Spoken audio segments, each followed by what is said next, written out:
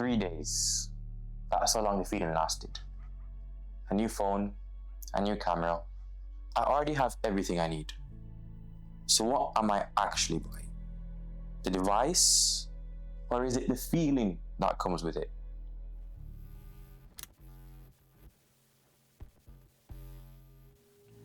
And that's when I started reading this book, The Psychology of Money by Morgan Housel.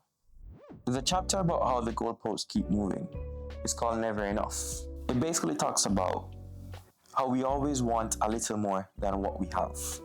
And at some point, more stops being useful. But we keep chasing it anyway. And it's not because we need it, but because we're always comparing ourselves to everyone else. And that's when it clicked for me. I'm not buying things because I need them. I'm buying things because I'm comparing myself to the people that I follow. The people with the latest setups, the creators with the latest phones, that perfect lifestyle, the messaging that says this is what you need to succeed. And somewhere along the way, I started to convince myself that upgrading my gear is the same as upgrading my life. This would be the way to succeed. But it's not. And that mindset completely messed with my creativity. I started making videos to look like certain creators rather than making videos that I actually care about. Because the content I want to make isn't about tech. It isn't about the fancy lifestyle. The content I want to make is about why we feel the way we feel. Why do we chase things? Why do we think more is the answer? Just content about self and about our experience in living this life.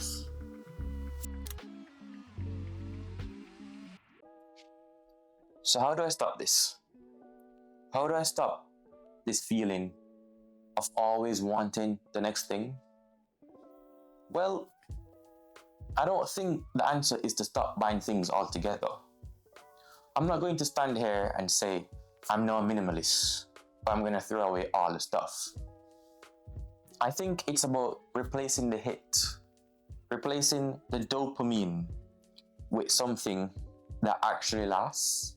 And lately, that's been in doing the simple things. Spending more time with my girlfriend, going out for dinner, walking around town, or just watching a film together. I'm just trying to be there. And it's crazy how much just being there has changed things. The more time I spend living my life offline, the less pressure I feel to upgrade the version of myself online. And I'm not saying I've figured it out. I definitely haven't. I might end up buying something again, who knows? But I'm starting to realize something. The problem was never the stuff.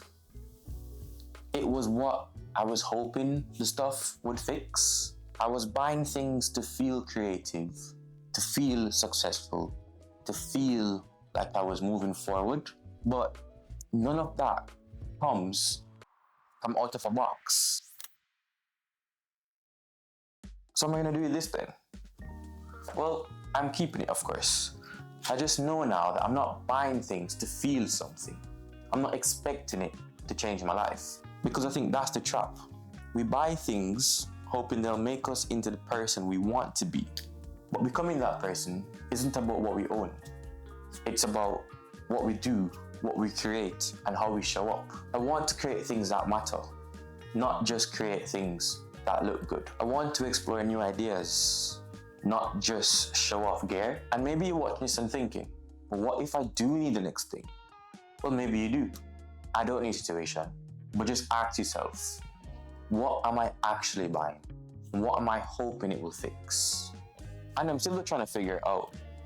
I think just now, I'm starting to ask the right question. Just remember this, the tools don't make the work. Only you do.